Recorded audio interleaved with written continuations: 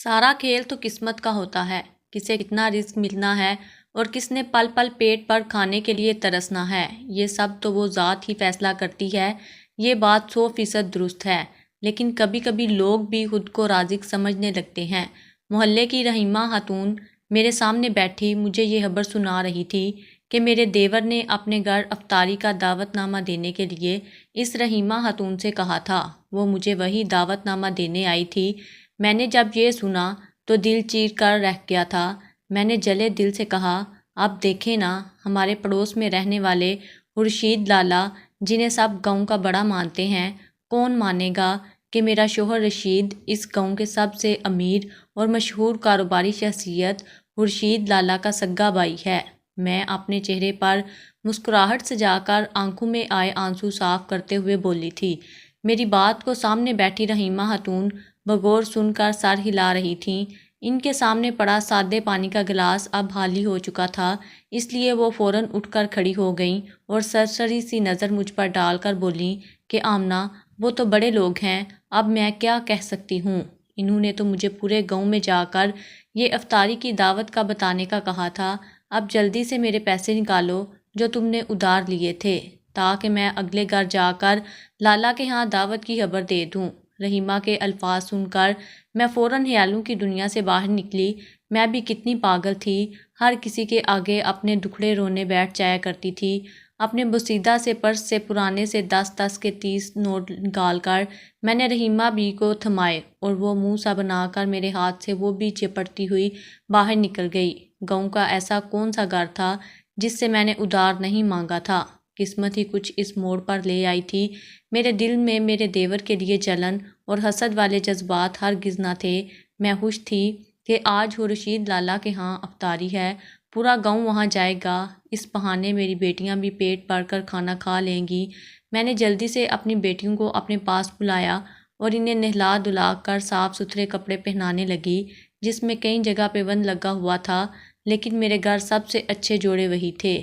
میری بڑی بیٹی، جس کی عمر 12 سال تھی، خوشی سے چھوٹی بہن کی کنگھی کرتے ہوئے کہنے لگی کہ مریم، آج ہم چچا کے گھر افطاری کے لیے جائیں گے، وہاں قسم قسم کے کھانے ہوں گے، قسم سے بڑا عرصہ ہوا گوشت کھائے ہوئے، بھوک بھی بہت لگی ہے، 2 دن سے سادہ پانی پی کر روزہ رکھ رہی ہوں۔ چھوٹی بیٹی 10 سال کی تھی۔ اپنی بیٹیوں کی باتیں سن کر میں ایک ٹھنڈی سانس آج کر کے رہ گئی تھی۔ جیسے ہی شام ہوئی میں نے اپنی بچیوں کو قرآن مجید کی تلاوت کرنے کا کہا۔ بڑی بیٹی نڈال سی بستر پر لیٹی تھی، آنکھیں کھول کر بولی کہ اماں ہمت نہیں ہو رہی، 2 دن سے پانی کے علاوہ کچھ بھی حلق سے نیچے نہیں اترا، کیا میں افطاری کے بعد تلاوت کر لوں؟ بیٹی کے سوال پر میں نے اسے پیار سے بہلاتے ہوئے کہا کہ ابھی تلاوت کرو گی تو اللہ تعالیٰ تم میں مزید ہمت پیدا کرے گا۔ میری بات سن کر وہ ہمت کر کے اٹھی اور پھر عائشہ اور مریم دونوں باوضو ہو کر اپنی میٹھی آواز میں قرآن مجید کی تلاوت کرنے لگیں۔ میں اپنے گھر سے کچھ ہی قدم دور خورشید لالا کی کوٹھی کی جانب جانے لگی۔ آخر کو پورے گاؤں کی دعوت تھی، میری دیورانی کو کام کاج میں مدد بھی تو چاہیے ہوگی، یہی سوچ کر میں وہاں جا رہی تھی۔ رہ رہ کر اپنے شوہر رشید کا بھی خیال آ رہا تھا، جو پچھلے کئی دنوں سے بخار میں تپ رہا تھا۔ نہ جانے کیسا بخار تھا اس کا جو اترنے کا نام نہیں لے رہا تھا۔ ہر وقت کھانستا رہتا، مگر ایک دن بھی کام سے چھٹی نہیں کرتا تھا۔ پچھلے 1 ہفتے سے ہوٹل بند ہو چکے تھے جہاں وہ جھوٹے برتن دھویا کرتا تھا، اس لیے جب ہوٹل بند ہوئے تو اس کا کام بھی ٹھپ ہو چکا تھا۔ جب سے رمضان شروع ہوا تھا، رشید روزہ رکھ کر گھر سے نکل جاتا اور کوئی کام ڈھونڈنے لگتا، کسی کا سامان اٹھا دیتا تو کبھی کسی گاڑی کے شیشے صاف کر کے 150 لے آتا، مگر ان 50-100 روپے سے تو ایک فرد کا پیٹ بھی بھرنا مشکل تھا۔ آج بھی رشید کو گے شام ہونے کو تھی، نہ جانے آج کہاں حجل ہو رہا تھا۔ میں انہی سوچوں میں گم خورشید لالا کی کوٹھی کے اندر داخل ہوئی۔ خورشید میرا چھوٹا دیور تھا۔ لالا اسے اس کے بڑے پن کی وجہ سے نہیں بلکہ پیسے کی ریل پیل کی وجہ سے سارے گاؤں والے کہتے تھے۔ وسیع صحن میں افطاری کے تمام تر انتظامات کیے گئے تھے۔ میں گھر میں داخل ہوئی تو مجھے دیکھ کر دیورانی نے نظریں یوں پھیر لیں جیسے دیکھا ہی نہ ہو۔ میں اس کی ناگواری دیکھ تو چکی تھی، لیکن میری بے بسی اس وقت بھوک تھی۔ اگر یہ کہا جائے کہ میری آنکھوں میں اس وقت لالچ کی چمک تھی تو غلط نہیں ہوگا۔ مجھے بھی یہ لالچ تھی کہ میں آج ان کے گھر کام کروا لوں تاکہ دیورانی رشتے کی مروت سے ہی مجھے ڈیروں کھانا باندھ کر دے دے، چند دن تو میری بچیاں اچھا کھا لیں گی۔ میں اس کا یہ رویہ نظر انداز کرتی اس کے قریب جا پہنچی جہاں وہ اپنی ملازموں کو کام بتا رہی تھی۔ میں نے ملنے کے لیے ہاتھ بڑھایا تو ایک ادا سے ہاتھ چٹک کر طنزیہ انداز میں بولی، بھابی میرے ہاتھ گندے ہیں، آپ کے ہاتھ خراب کر دیں گے۔ میری نظر اپنے مٹی سے بھرے ہاتھوں پر پڑی۔ ان کا طنز میں سمجھ چکی تھی مگر سر جھٹک کر حال احوال پوچھنے لگی۔ دیورانی کے کئی کام کرنے کو پڑے تھے، میں ٹھہری عادت سے مجبور ہمیشہ کی طرح اپنے تعلقات ان سے بہتر کرنا چاہتی تھی۔ میں بھی ہوشی ہوشی نوکرانیوں کے ساتھ وہاں تمام تر کام کاج میں ہاتھ بٹانے لگی۔ 2 دن کی بھوک اور نڈالی سے طبیعت خراب ہوتی جا رہی تھی۔ میں 2 منٹ سانس لینے کے رکتی تو دیورانی پھر کوئی نہ کوئی کام بتا دیتی اور میں ہمت کر کے وہ کرنے لگتی۔ کام میں اس قدر مگن ہو گئی کہ وقت کا پتہ ہی نہ چلا۔ مغرب کا وقت ہو چکا تھا، پورا گاؤں خورشید چچا کے گھر جمع ہو چکا تھا۔ میں اس قدر کاموں میں مگن تھی کہ مسجد میں افطاری کا اعلان ہو گیا اور میں ابھی تک روزہ داروں کے لیے بنائی گئی کھیر کو ٹھنڈا کر رہی تھی۔ میں نے جلدی سے ملازموں کو کھیر ڈال کر دی اور خود بھی ہاتھ صاف کر کے باہر جانے لگی۔ مجھے ایک دم سے اپنی بیٹیوں کا خیال آیا تھا۔ میں نے بے ساختہ نظر باہر صحن میں پورے گاؤں کے اکٹھے ہوئے ہجوم پر ڈالی۔ روزہ دار افطاری کرنے میں مشغول تھے۔ ان میں میری بیٹیاں کہیں نظر آ رہی تھیں۔ مجھے شاید کسی جگہ بیٹھ گئی ہوں، چلو جہاں بھی بیٹھی ہوں گی کھانا تو کھا ہی رہی ہوں گی۔ میں متلاشی نظروں سے انہیں ڈھونڈ رہی تھی کہ تبھی میری نظر اپنی دیورانی پر پڑی جو اپنے قیمتی میز پر کئی قسم کے خوشبو والے پکوان سجائے چند خاص مہمانوں کے ساتھ بیٹھی افطار کر رہی تھیں۔ مجھے انہوں نے جلدی سے اپنی جانب آنے کو کہا، شاید وہ مجھے اپنے ساتھ بیٹھ کر افطار کرنے کا کہہ رہی تھیں۔ میں نے اپنے کپڑوں کو جھاڑا اور اس کے پاس جانے لگی۔ ایک تو رشید بھی نہ جانے کہاں رہ گیا تھا اور میری بیٹیاں بھی پتہ نہیں کہاں موجود تھیں۔ مجھے تو رشید بھی نظر نہیں آ رہا تھا۔ میں یوں ہی دوپٹے سے ہاتھ صاف کرتی دیورانی کے ساتھ موجود خالی کرسی کی جانب بڑھی تو اس نے ایک دم سے مجھے ٹوکتے ہوئے کہا، ارے ارے آمنہ بھابی، یہاں کہاں بیٹھ رہی ہیں آپ؟ یہاں بیٹھنے کی اوقات ہے آپ کی؟ میں نے تو آپ کو اس لیے آواز دی ہے کہ میرے پیروں پر سالن گر گیا ہے، وہ ذرا صاف کر دیں۔ غرور سے چور لہجے میں میری دیورانی بڑے آرام سے اتنا سب کہہ چکی تھی، میرے کانوں کی لو تک سرخ ہوئی تھی۔ میرا چہرہ ایک پل میں زرد اور پھر شرمندگی سے سرخ ہو گیا تھا۔ اتنی تذلیل، اتنی بے عزتی کروانے پر مجھے شرم محسوس ہونے لگی۔ ساری بات بس پیسے کی ہی تو تھی۔ دیورانی کے ساتھ بیٹھے مہمان میرا ہنس کر مذاق اڑانے لگے تھے۔ ان سب کی نظر میں میرا تعارف صرف ایک نوکرانی کا تھا، لیکن اس وقت اس کے کام کرنا میری مجبوری تھی۔ میں فوراً بھاگ کر واپس آئی اور بمشکل اپنے چہرے پر مسکراہٹ سجا کر دیورانی کا جوتا صاف کرنے لگی۔ یہ غربت بھی انسان سے کیا کچھ نہیں کرواتی، بے بسی اور بھوک کچرے سے کھانے پر بھی مجبور کر دیتی ہے اور کسی کے جوتے بھی صاف کرنے پر مجبور کر دیتی ہے۔ جب میں اٹھ کر کھڑی ہوئی تو یوں لگا جیسے وہاں موجود ہر شخص مجھے دیکھ کر میرا مذاق اڑا رہا تھا۔ ایک پل میں ساری بھوک تو جیسے مٹ ہی گئی تھی، حلق میں کانٹے چبھے ہوئے محسوس ہوئے تھے۔ میں تنہائی میں جا کر چہرے پر ہاتھ رکھے رونے لگی۔ کاش ایسی آزمائش بھی کسی اپنے پر نہ آئے جہاں آزمانے والے اور نیچا دکھانے والے اپنے ہی رشتہ دار ہوں۔ مجھ سے رہا نہ گیا تو پاس پڑے نمک کو منہ میں ڈال کر فوراً پانی کا گلاس پی کر روزہ افطار کر لیا اور بھاگ بھاگ کر مہمانوں کو کھانا پیش کرنے لگی۔ پورے گاؤں کے لوگ سیر ہو کر کھانا کھا کر وہاں سے جا رہے تھے اور میں حالی ہوتے صحن میں اپنی بچیوں کو ڈھونڈ رہی تھی۔ وہ تو مجھے کہیں بھی نظر نہیں آ رہی تھیں، تو کیا وہ ابھی تک آئی ہی نہیں تھیں؟ نہ ہی رشید وہیں پر آیا تھا۔ جب واپس مڑ کر دیکھا تو خورشید لالا اپنی بیگم کے ساتھ اندر جا چکے تھے۔ صحن میں میز پر خالی برتن اور بچا ہوا کھانا میرا منہ چڑھا رہے تھے۔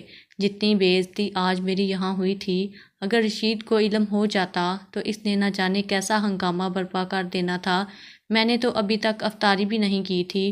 ہو سکتا ہے دونوں بچیاں گاؤں والوں کے ساتھ ہی کھانا کھا کر واپس گھر چلی گئی ہوں گی۔ میں اسی وہم کو پالتی ہوئی واپس گھر کے اندر جانے لگی۔ دیورانی تو ہاتھ میں تسبیح تھامے شاید مغرب کی نماز پڑھنے کی تیاری میں تھی۔ مجھے یوں گھر میں آتا دیکھ کر کہنے لگی کہ بھابی ابھی تک گئی نہیں آپ؟ سارے گاؤں والے تو جا چکے ہیں، گھر میں آپ کی بچیاں اور شوہر انتظار کر رہا ہوگا۔ اس کے الفاظ ایک بار پھر میرے منہ پر تھپڑ کی طرح لگے تھے۔ میں بمشکل سٹپٹا کر بولی کہ رافعہ، میں میں نے ابھی تک افطاری نہیں کی، وہ بس مہمانوں کو کھانا دینے میں ہی وقت گزر گیا۔ میرا ایسے کہنے کا یہ مقصد تھا کہ وہ میرے حصے کی افطاری مجھے گھر کے لیے دے دیتی تاکہ پھر گھر میں رشید اور میں دونوں مل کر افطار کر لیتے۔ میرے الفاظ سن کر اس بار خورشید لالا ماتھے پر شکن ڈال کر مجھے دیکھنے لگے اور پھر بولے، جائیں جائیں، کھانا ختم ہو چکا ہے، اگر پھر بھی چاہیے تو باہر پلیٹوں میں بچا ہوا پڑا ہے، آپ گھر لے جائیں، ویسے بھی جھوٹا کھانا سے ثواب ملتا ہے۔ اس کے چہرے پر طنزیہ مسکراہٹ آئی تھی۔ میں نے بہت مشکل سے اپنے آپ کو قابو میں رکھ کر خورشید لالا کی جانب دیکھنے لگی۔ میری آنکھوں سے آنسو ٹوٹ کر گرے تھے۔ یہ وہی خورشید تھا جسے میرے شوہر نے اپنے ہاتھوں سے پال پوس کر بڑا کیا تھا۔ خورشید کی عمر 30 سال تھی جبکہ میرا شوہر رشید 42 سال کا تھا۔ رشید اس وقت صرف 12 سال کا تھا جب خورشید کو جنم دیتے ہوئے ان کی ماں اس دنیا کو چھوڑ کر چلی گئی۔ تب سے رشید نے بڑا بھائی ہونے کے ناطے خورشید کو ماں جیسی محبت دیتے ہوئے پالا تھا۔ ان کے ابا تو دوسرے ملک رہتے تھے، ڈیروں جائیداد ان کے نام پر تھی۔ خورشید کو سینے سے لگا کر پالا، جوان کیا۔ خود تو رشید پڑھ نہ سکا مگر خورشید کا اعلیٰ تعلیم دلوائی۔ وہیں پر اسے ایک لڑکی پسند آ گئی اور ایک روز خورشید نکاح کر کے لڑکی کو گھر لے آیا۔ جیسے جیسے وقت گزرا تو یہ خبر سامنے آئی کہ ابا نے وصیت نامے میں یہ لکھوایا ہے کہ ساری جائیداد خورشید کے نام پر ہے۔ اس نے نہ جانے کن کن عدالتی پرچوں پر رشید کے انگوٹھے لگوائے اور پھر کہنے لگا، آپ کا کوئی حصہ اس جائیداد میں نہیں۔ اس وصیت کا منظر عام پر آنا تھا کہ خورشید نے تو بڑے بھائی سے آنکھیں ہی پھیر لی تھیں۔ اسی دن اپنے بھائی کا دانا پانی خود سے الگ کر دیا اور اپنے بڑے بھائی جس نے ماں اور باپ کے ساتھ ساتھ بڑے بھائی کا پیار بیک وقت دیا تھا، اسے گھر سے نکال دیا۔ رشید جانتا تھا کہ یہ سراسر سازش ہے، حقیقت میں ابا کی ایسی کوئی وصیت نہیں تھی۔ اگر وہ چاہتے تو عدالت کی مدد لے کر اپنی جائیداد وصول کر سکتے تھے، لیکن اصل دیمک تو ان کی زندگی کو اسی وقت لگ چکا تھا جب ان کا جان سے پیارا بھائی انہیں یوں دھوکہ دے گیا۔ رشید کا کہنا تھا، جب میں جان سے بڑھ کر عزیز بھائی کا یہ روپ دیکھ کر جی سکتا ہوں تو اس پیسے اور جائیداد کا میرے سامنے کوئی مول نہیں۔ اس کے بعد رشید نے مجھ سے شادی کی تھی اور پھر ہم دونوں نے اپنا گھر بسایا۔ رشید کے پاس اپنی ماں کا چھوٹا سا گھر ہی اپنا تھا جو انہیں رشید کے نانا کے ورثے میں ملا تھا، وہیں ہم نے رہنا شروع کر دیا تھا۔ میں نے ایک لمحے کے 1000ویں حصے میں یہ سارا منظر سوچ کر اپنی آنکھوں میں آئے ہوئے آنسو صاف کیے تھے اور پھر خاموشی سے اس گھر سے باہر کی جانب نکلنے لگی۔ میرے کانوں میں اذانوں کی آواز گونج رہی تھی، میری آنکھوں سے آنسو بھی مسلسل بہے جا رہے تھے۔ دھندلائی ہوئی نظروں سے میں زمین پر بکھرا بچا ہوا کھانا دیکھ رہی تھی جسے اٹھا کر لے جانے کو میرے دیور اور دیورانی نے کہا تھا۔ میں نے مڑ کر ایک نظر اس عالی شان محل جیسے گھر کو دیکھا اور پھر اس میں رہنے والے 2 لوگوں کی شخصیت پر نظر دوڑائی۔ بے ساختہ ایک سرد سانس خارج کر کے میں مسکرائی تھی۔ غریب ضرور تھی مگر بے حس اور کم ظرف نہیں تھی۔ میں تیز تیز قدم اٹھاتی گھر کی جانب آنے لگی۔ اندھیرا کافی پھیل چکا تھا۔ جب گھر میں داخل ہوئی تو ہر سو تاریکی پھیلی تھی۔ آج صبح ہی تو بجلی والے میٹر کاٹ گئے تھے کیونکہ ہم نے 3 ماہ سے بل جمع نہیں کروایا تھا۔ میرا دل ایک پل کو زور سے دھڑکا تھا۔ میری بچیاں تو اندھیرے سے بہت ڈرتی تھیں۔ میں جھٹ سے انہیں آوازیں دینے لگی مگر مجھے کوئی جواب نہ ملا۔ میں اندھیرے میں چیزوں کا سہارا لیتی اور ٹٹولتی آگے بڑھتی چلی آئی کہ تبھی میرے پیروں سے کوئی چیز ٹکرائی تھی۔ خوف کے مارے میرے حلق سے چیخ نکلی تھی۔ یہ زمین پر کیا تھا جو میرے ساتھ ٹکرایا تھا؟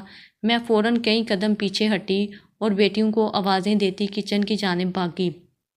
ہر کہیں سے موم بتی ملی اور میں نے فوراً اسے روشن کر دیا۔ ڈرتے ڈرتے دوبارہ موم بتی روشن کیے میں کمرے کی جانب آئی تو جو منظر مجھے دکھائی دیا وہ دیکھ کر میرے پیروں کے نیچے سے زمین نکل گئی۔ میں چیخ مارتے ہوئے اپنی بچیوں کی طرف لپکی تھی۔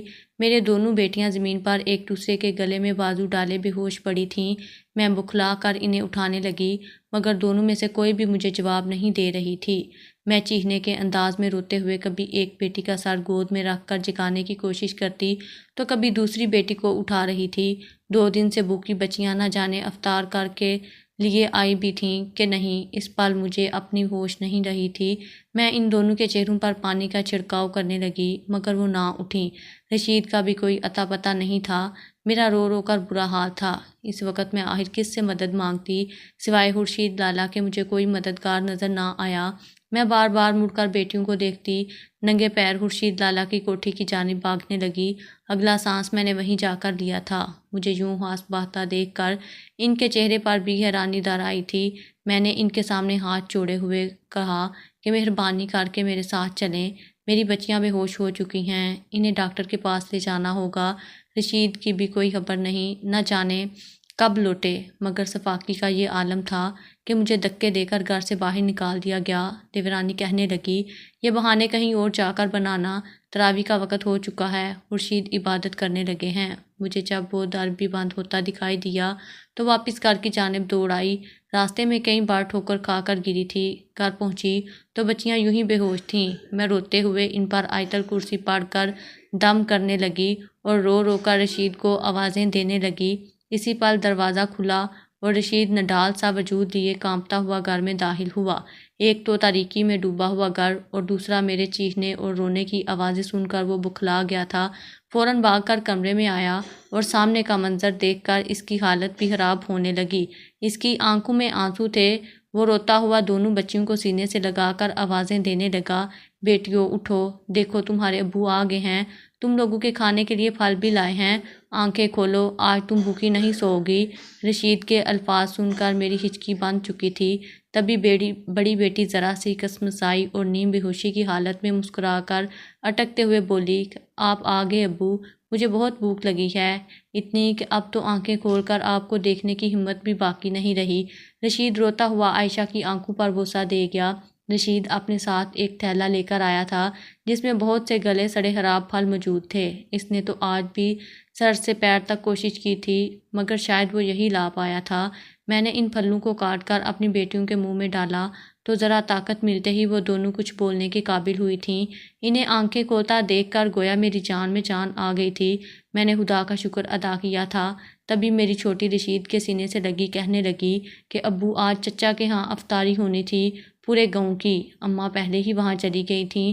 میں اور باجی تلاوت کر کے اچھا سا تیار ہو کر جب چچا کے گھر جانے لگی تو لوگوں کا بہت رش تھا۔ وہ سارے لوگوں کو گھر کے اندر داخل کر رہے تھے مگر جب میں اور باجی جانے لگیں تو وہاں کھڑے شخص نے ہمیں دھکا دے کر باہر نکال دیا۔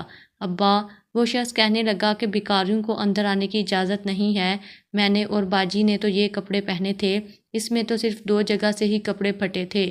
ہم نے کہا کہ ہم خورشید چچا کی بھتیجیاں ہیں تو اس بندے نے ہمیں تھپڑ مار کر واپس بھیج دیا۔ ہم دونوں روتے ہوئے گھر واپس آ گئیں۔ بیٹیوں کے منہ سے یہ الفاظ سن کر رشید کی آنکھوں سے غصے اور دکھ سے آنسو جاری ہوئے تھے۔